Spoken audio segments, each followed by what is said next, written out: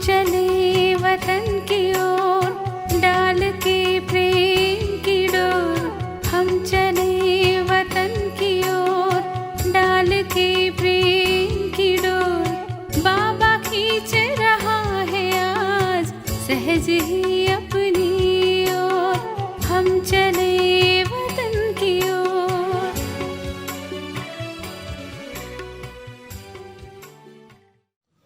உங்களை எந்த உருவில் உணர்ந்து முன்னேறி வருகிறீர்கள்? நான் சக்தி, ஜெகத் மாதா, இத்தகைய உணர்வு இருக்கின்றதா? ஜெகத் மாதா என்கிற உருவில் உலகிற்கு நன்மை புரிகிற தன்மை இருக்கும். சிவசக்தி உருவில் எந்த பலவீனமும் எதிரில் நிற்க முடியாது. ஆகவே நான் சக்தி, ஜெகத் மாதா என்கிற இரு உருவங்களையும் நினைவில் வைத்திருந்தால்தான் மாயாஜீத் ஆக முடியும். விஸ்வ கல்யாணம் என்கிற பாவனையின் காரணமாக ஏதாவது ஒரு ஆத்மாவுக்கு நன்மை ஏற்படுத்துவதற்கு நிமித்தம் ஆவீர்கள். உங்களுடைய சம்பந்தம் அல்லது உங்களுடைய சரீரத்துடன் நஷ்டமோகா ஆகிவிட்டீர்களா?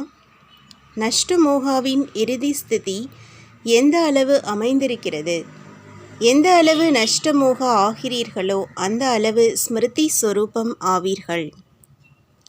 ஆகவே ஸ்மிருதியை சதா நினைவில் வைத்திருப்பதற்கான சாதனம் நஷ்டமோகா ஆவது. நஷ்டமோகா ஆவது சகஜமாக இருக்கிறதா அல்லது கடினமாக இருக்கிறதா? எப்போது நீங்களே உங்களை சமர்ப்பணம் செய்து விடுகிறீர்களோ அப்போது அது எளிதாகிவிடும்.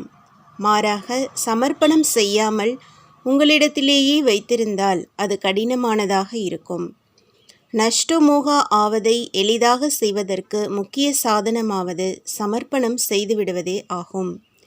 தந்தைக்கு எது தேவையோ அதை உங்கள் மூலமாக செய்துவிடுவார். தானியங்கி எந்திரங்கள் மூலமாக தொழிற்சாலையின் சகல காரியங்களும் நடைபெறுகின்றன. எந்திரங்களின் வேலை தொழிற்சாலையை இயக்குவது. அவ்வாறே நாம் நிமித்தமானவர்கள். செய்விப்பவர் எப்படி தேவையோ அப்படியே நம்மை செய்விக்கட்டும். இவ்வாறு உணரும்போது எந்த ஒன்றும் கடினமாக இருக்காது. இந்த ஸ்திதியை நாளுக்கு நாள் பலமானதாக செய்து வர வேண்டும். இந்த முக்கியமான விஷயத்தின் மீது கவனம் செலுத்த வேண்டும். தந்தையின் முன்னிலையில் எவ்வளவு உங்களை சமர்ப்பணம் செய்கிறீர்களோ அந்த அளவு தந்தையும் குழந்தைகளின் முன்னிலையில் தம்மை சமர்ப்பணம் செய்து கொள்கிறார்.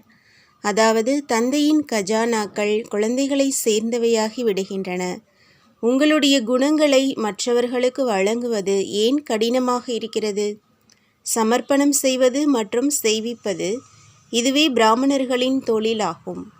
பிராமணர்களின் தொழில் பிராமணர்களை தவிர வேறு எவருக்கு அது தெரியும்? தந்தை எவ்வாறு குறைவானதினால் திருப்தி அடைவதில்லையோ அவ்வாறே குழந்தைகளும் குறைந்த அளவில் திருப்தி அடைந்துவிடக்கூடாது. நிச்சயத்தன்மையின் அடையாளம் எது? வெற்றி. எவ்வளவு நிச்சய புத்தி உள்ளதோ அந்த அளவே சகல விஷயங்களிலும் வெற்றி காணப்படும். நிச்சய புத்தி ஒருபோதும் தோல்வி அடைவதில்லை. தோல்வி ஏற்பட்டால் நிச்சய புத்தி குறைவாக உள்ளது என்று உணர வேண்டும். நீங்கள் வெற்றி ரத்தினங்கள் என்று கருத வேண்டும். தடைகள் வரும். அதை முடிப்பதற்கான யுக்தி அதனை ஒரு சோதனைத்தாள் என்று கருதுவதே ஆகும். சோதனைத்தாளில் பலவிதமான கேள்விகள் இருக்கும். சில மனதை பற்றி, வேறு சில உலகத்தில் நிலவும் கருத்து பற்றி, வேறு சில சம்பந்தம் பற்றி, வேறு சில தேசத்தினரை பற்றி என்று அவை பல வகைப்பட்டதாக இருக்கும். ஆனால் இதை பற்றி அச்சம் அடையக்கூடாது. மாறாக அதன் ஆழத்தில் செல்ல வேண்டும். மற்றவர்களை ஈர்த்து உங்களை அணுகச் செய்வது போன்ற சூழ்நிலையை அமைக்க வேண்டும். எந்த அளவு அவ்வியக்த சூழ்நிலையை அமைக்கிறீர்களோ அந்த அளவு மற்ற அனைவரும் தாமாகவே உங்களை வந்து அணுகுவார்கள். பாதையில் நடந்து வரும்போது ஏதாவது ஒரு நறுமணம் வீசினால் அங்கு சென்று அது என்ன என்று பார்க்க இதயம் விளைகிறது அல்லவா? அவ்வாறே அந்த அவ்வியக்த நறுமணம் மற்றவர்கள் விரும்பாவிட்டாலும் தானாகவே அது அவர்களை ஈர்த்துவிடும். நீங்கள் கொண்டுள்ள லட்சியத்திற்கு ஏற்ப உங்களுடைய நடவடிக்கைகளும் இருக்க வேண்டும். முயற்சி செய்வதில் கவனக்குறைவாக இருந்தால் நீங்கள் எப்படி முன்னேற முடியும்? பார்ப்போம் என்று கூறுவதால் பார்ப்போம் என்கிற வார்த்தையிலேயே நீங்கள் நின்று விடுவீர்கள். நிச்சயமாக செய்வோம் என்கிற குறிக்கோளுடன் இருக்க வேண்டும். பார்ப்போம் என்று கூறுவது பலவீனத்தின் அடையாளமாகும். ஆகவே பலவீனத்தை அகற்றுவதற்கு பார்ப்போம் என்கிற சொல்லை விலக்கிவிட வேண்டும். நிச்சயத்தின் மூலம் வெற்றி ஏற்படும். சந்தேகம் இருந்தால் சக்தி குறைந்துவிடும். நிச்சய புத்தி உடையவராக மாறினால் உதவியும் கிடைக்கும். என்னை தவிர வேறு எவரும் இதை செய்ய முடியாது என்று எந்த ஒரு காரியத்தை செய்யும் போதும் நினைத்தீர்கள் என்றால் நீங்கள் அதில் வெற்றி காண்பீர்கள். இன்று முதல் பார்ப்போம் என்கிற வார்த்தையை அகற்றிவிடுங்கள். நான் சிவசக்தி, சிவசக்தி சகல காரியங்களையும் செய்து முடிக்கக்கூடியவர்கள். சக்தி சிங்கத்தின் மீது சவாரி செய்வதாக காட்டப்படுகின்றார். மாயை சிங்கத்தின் உருவில் வந்தாலும் அச்சம் அடையக்கூடாது. சிவசக்தி ஒருபோதும் தோல்வி அடைவதில்லை. இப்போது அவகாசமும் இல்லை. காலத்திற்கு முன்பாகவே உங்களை மாற்றிக்கொள்வதால் 1,00,000 மடங்கு பலன் கிடைக்கும். நாம் மாறியே ஆக வேண்டும் என்கிற உறுதியுடன் மாற வேண்டும். சென்ற கல்பத்திலும் நாம் ஆஸ்தியை அடைந்தோம் என்பது நினைவுக்கு வருகிறது. உங்களை பழையவர்கள் என்று கருதும்போது சென்ற கல்பத்தின் நினைவு வருகிறது. இதனால் முயற்சி சகஜமாகிவிடும். ஏனென்றால் சென்ற கல்பத்திலும் நான் அடைந்திருந்தேன், இந்த கல்பத்திலும் நிச்சயமாக அடைந்தே தீருவேன். சென்ற கல்பத்தின் நினைவு சக்தி அளிக்க வல்லது. உங்களை புதியவர்கள் என்று கருதும்போது பலவீனமான எண்ணங்கள் தோன்றுகின்றன. அடைய முடியும் என்பது சரியல்ல. நான் தான் சென்ற கல்பத்திலும் அடைந்திருந்தேன் என்று உறுதியுடன் இருப்பதால் சக்தி கிடைக்கிறது. சதா உங்களை தைரியமுடையவர்களாக செய்ய வேண்டும். ஒருபோதும் தைரியத்தை இழக்க வேண்டாம். தைரியம் இருந்தால் உதவியும் கிடைக்கும். நாம் சர்வசக்திவானின் குழந்தைகள் என்று தந்தையை நினைவு செய்வதே தைரியமாகும். தந்தையை நினைவு செய்வது சகஜமானதா அல்லது கடினமானதா? அதை சகஜமானதாக்கும் போது அது சகஜமானதாகிவிடுகிறது. இது எனது தொழில், இது எனது கடமை, என்ன செய்வது என்கிற பலகீனமான எண்ணங்கள் வந்தவுடன் அது கடினமாகி விடுகிறது.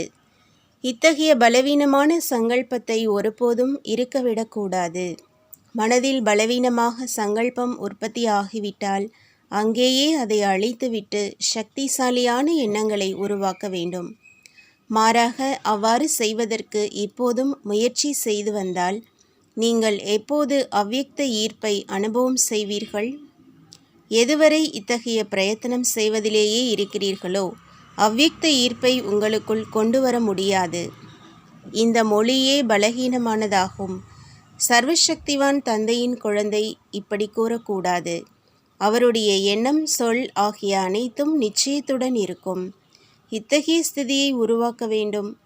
எண்ணங்கள் என்கிற அஸ்திவாரம் வலிமையுடன் இருக்கிறதா என்று சோதனை செய்து கொண்டே இருங்கள். தீவிர புருஷார்த்தம் செய்து வருபவருடைய எண்ணம், சொல் மற்றும் செயல் ஆகிய மூன்றுமே ஒன்று போலவே இருக்கும். சங்கல்பம் உயர்ந்ததாக இருந்து செயல் பலகீனமானதாக இருந்தால் அவரை தீவிர புருஷார்த்தி என்று கூற முடியாது. மூன்றுமே சமமாக இருக்க வேண்டும். நல்லது. அவ்வப்போது மாயை தனது உருவத்தை காட்டி வருவது நிரந்தரமாக விடைபெற்று செல்வதற்காகவே என்பதை நீங்கள் உணர வேண்டும். அப்போது அதற்கு விடை கொடுத்து அனுப்பி வைப்பதற்கு மாறாக நீங்கள் அதற்கு வரவேற்பு அளித்து விடுகிறீர்கள். ஒருபோதும் பிரியாமல் சதா சிவ பாபாவுடன் இருந்து வந்தால் எதுவும் உங்களை ஏதும் செய்ய முடியாது. யாராவது தீவிரமாக ஒன்றில் ஈடுபட்டிருந்தால் மூன்றாமவர் யாரும் வந்து இடையூறு செய்யாமல் இருக்க இடையூறு செய்யாதீர்கள் என்கிற பெயர் அட்டையை மாட்டிவிடுகின்றனர். அவ்வாறே நீங்களும் அத்தகைய போர்டை போடுங்கள். இதனால் மாயை உள்ளே வர இயலாது. அதற்கு உள்ளே வருவதற்கு வழியே இருக்காது. ஏதாவது நாற்காலி காலியாக இருந்தால் ஒருவர் வந்து அதில் அமர்ந்து கொள்வார். தாய்மார்களுக்கு இது மிகவும் எளிதானது. தந்தையை நினைவு செய்தால் போதும். தந்தையை நினைவு செய்வதால் ஞானம் தானாகவே வெளிவருகிறது. யார் தந்தையை நினைவு செய்கிறாரோ அவருக்கு ஒவ்வொரு காரியத்திலும் தந்தையின் உதவி கிடைக்கின்றது. இங்கு கிடைக்கின்ற அனுபவத்தை அங்கும் நினைவில் வைத்தால் அது அழிவற்றதாக ஆகிவிடுகிறது.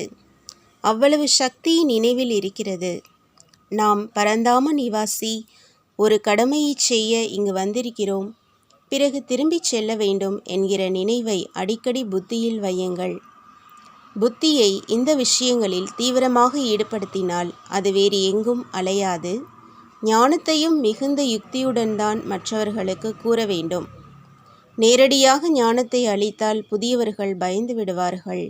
முதலில் ஈஸ்வரிய அன்பினால் அவர்களை கவர வேண்டும். ஷரீரதாரிக்கு வேண்டியது தனது தந்தைக்கு வேண்டியது மனம். ஷரீரதாரிக்கு வேண்டியது செல்வம், தந்தைக்கு வேண்டியது மனம்.